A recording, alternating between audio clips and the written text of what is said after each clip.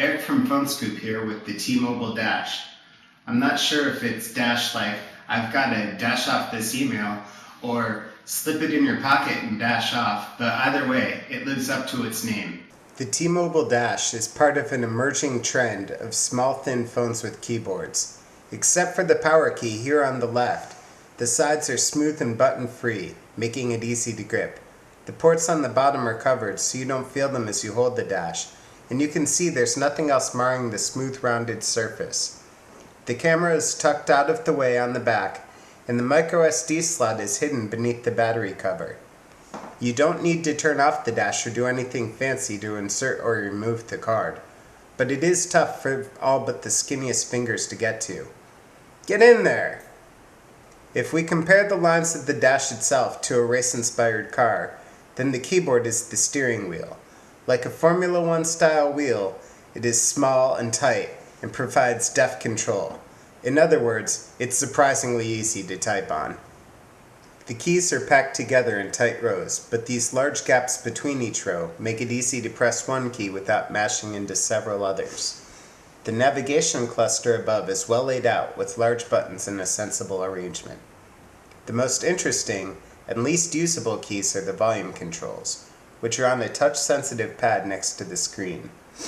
Because these buttons aren't really buttons at all, they are hard to press to begin with. As you can see, their behavior is rather erratic as well, making them even more frustrating. Originally, this touchpad was supposed to be used as a new type of scrolling device, but we're told it didn't work so well as one. Unfortunately, it doesn't work much better as a volume control. The Dash includes T-Mobile's new My Faves, which is half application, half calling plan. With it, you can get unlimited calls to 5 numbers.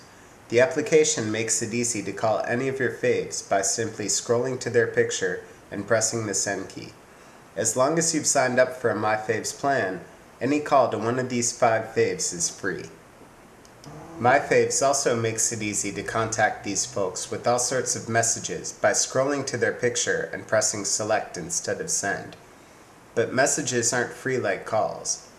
Since My Faves is an application as well as a calling plan, you'll have to get a phone with My Faves on it to use it.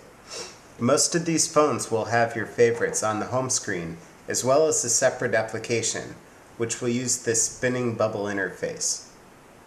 If we hark back to the earlier car metaphor, this is your dashboard. It allows you to quickly see your phone's status and turn just about everything on or off. We're here because the Dash isn't limited to the cellular network for data. It can log on to any Wi-Fi hotspot. Of course, that includes the T-Mobile hotspot in any Starbucks, as well as whatever you've got at home, or school, or the office. Now that we're connected to our own network, we can head to Internet Explorer, and you can watch AccuWeather load quickly without the signal strength indicators switching to E for edge data. Since we're going to enter a zip code, we can show you another one of the Dash's nice touches. You don't have to keep pressing the Alt key to get numbers or any other secondary character. All you have to do is hold down on the key for a second, and the Alt character appears. Internet Explorer isn't just a web browser like on most phones. It can also read HTML like your regular desktop Explorer. It can also reformat that HTML to fit the small screen, so that as we scroll here, you can see that everything has been formatted into a single column. To distract you from San Francisco's beautiful Indian summer, I'll let you know that Explorer can also render pages just like you see them on your desktop, but that means scrolling right and left in addition to up and down.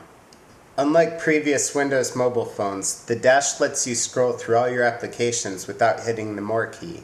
Unfortunately, once you go to the Settings menu, the More key is still there. But that's not really worth complaining about, considering what a sleek, powerful phone this turned out to be.